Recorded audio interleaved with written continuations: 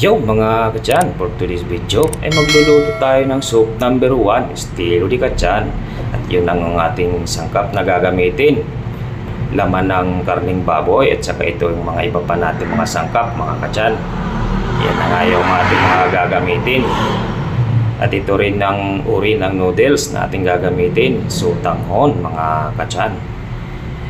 At ito na nga yung karne mga kachan, hiwa-hiwain lang natin ng maliliit. At yung karne na aking pinili mga kachan, mas gusto ko yung mas marami ang laman kaysa yung taba. Dahil mas malinamnam kapag yung mas marami ang laman at kunting taba lang. Yung taba lang naman mga kachan, yan yung nagpapalinamnam din. Pero mas the best pag mas marami ang laman para hindi makolesterol ang ating soup number 1, estilo di kachan. Ayan na nga yung ating ibang mga sangkap. Hiniwa-hiwa ko na rin yan mga kachan. At para susunod natin yan, hindi ko na nga binidyo pa nga kachan yung paghuhugas natin ng karne dahil masyadong mahaba. Ito nga, nag-prepare na tayo ng kawali at tayo nagpapainit na ng mantika. Iyon, igisa na natin yung ating mga pangunahing sangkap mga kachan. Unahin natin yung luya, siyempre yung luya para lumabas agad yung kanyang aroma. Wow. Amoy pa lang talaga namang nakakatakam na. Sunod natin yung bawang. Ayan, mekos-mekos lang natin yan mga kachan. Yung ating bawang. Amoy pa lang talagang nakakatakam na. At pag naamoy ng ating mga kapitbahay yan, ay talaga namang mai-inlove sila sa ating luto. Joke lang. Yun mga kachan, habang tayo nagigisa ng ating sangkap, shoutout ko na yung ating mga followers, yung ating mga manonood na hanggang ngayon sinusubaybayan tayo. Shoutout sa inyo mga kachan. God bless sa inyo. Naway pare-parehas tayong biyayaan ng ating mahal na Panginoon sa ating mga buhay mga kachan. Ayan na nga, sinunod ko na yung kamatis at sinunod ka na rin yung karne mga kachan. At yung karne natin, mekos-mekos lang natin yan. Habang yan ay naka-mekos-mekos, lalagyan natin yan ng suka. Yung suka mga kachan, pag naglagay kayo dyan sa karne, habang kayo ay nagigisa, huwag nyo lang tatakpan para sumingaw yung lansa ng ating karne. Para maipalabas niya yung lansa ng karne mga kachan. Yan yung estilo ko para paghigop natin ng sabaw, hindi na natin malinalasahan yung lansang ayaw natin. Yun. Ayan na nga. Pag nag golden brown na yung ating karne mga kachan, isunod na natin yung tubig. Yan. At yan na nga mga kachan, pag nasunod na yung tubig, syempre imekos-mekos lang natin yan ng konti.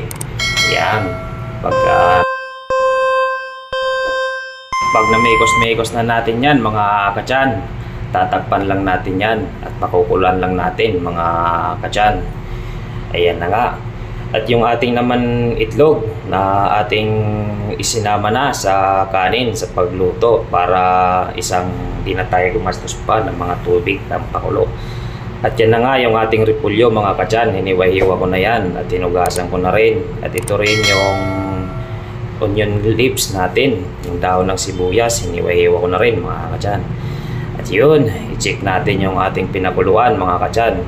Ayan o, pag nakikita nyo na yan mga kachan, yung ating ginisa na karne, alisin lang natin yung bula-bula na yan mga kachan.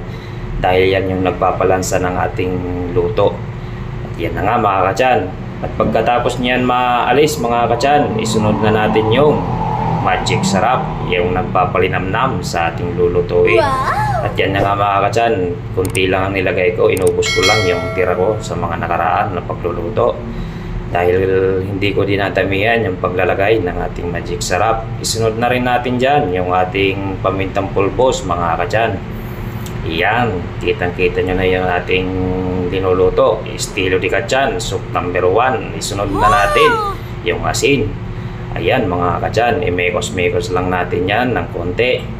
Ayan, pagka namekos-mekos na natin yan mga kachan, antayin natin maglambot ulit at pakuluan. Takpan natin. At ito naman mga kachan, chinik ko na. Ayan, nagsisinalita pa nga ako dyan mga kachan. Sabi ko habang tayo ay nagpapakulo ng ating niluluto, lagi lang tayong masaya mga kachan. Pag tayo nagluluto, happy lang. Para ang ating niluluto ay masarap mga katyan. I-check natin. Ayun, yung kulong-kulo na yung ating niluluto mga katyan. At lambot na rin ang karne dyan. Pag lambot na ang karne, isunod na natin yung ating repolyo. Yan. Mga katyan, ganyan lang yung estilo natin sa pagluluto. At pagka nailagay nyo na lahat ng repolyo, mekos-mekos lang yan mga katyan. Para papalambutin din natin ng ating repolyo. Takpan natin. Iyon ang ating itlog na binati mga katyan. Ayan. Binuksan natin na yung ating kawali at ilalagay na natin yung ating itlog na pinakulo. At yan naman, bago ka paglagay ng itlog mga katyan, dapat malambot na rin yung dahon ng repolyo para talaga namang swabing-swabe. At yan, mekos-mekos lang natin yan ng konti mga katyan. Isasabay na rin natin dyan yung siling green. Ayan. Isasabay na rin natin yung onion leaves. Ayan. Ikarga na natin yan dyan sa ating nilulutong estilo di katyan, soup number 1. Yan mga katyan. Isusunod na rin natin yung ating sutanghon. Ayan. At yun nga mga katyan, shout out sa ating mga sulit followers at sa mga non-followers natin na patuloy tayong pinanunood at sinusubaybayan sa ating mga luto.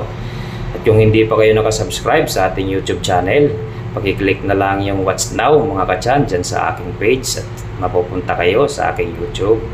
At pag-click yung subscribe button at notification bell para lagi kayong updated sa ating mga susunod na mga video. At yan na nga mga katyan, luto na yan yung ating estilo di katyan, soup number 1 at nagsandok na nga ako dyan. At yun na nga, pagkaganyan ang niluto nyo mga katyan at ihain nyo sa inyong minamahal sa buhay, ay talaga namang iibigin kayo habang buhay. Ayun na, ito na yung ating servings mga katyan. Sana ay hindi kayo magsawang panoorin ang ating mga video. Hanggang sa susunod nating mga video mga katyan. Maraming salamat.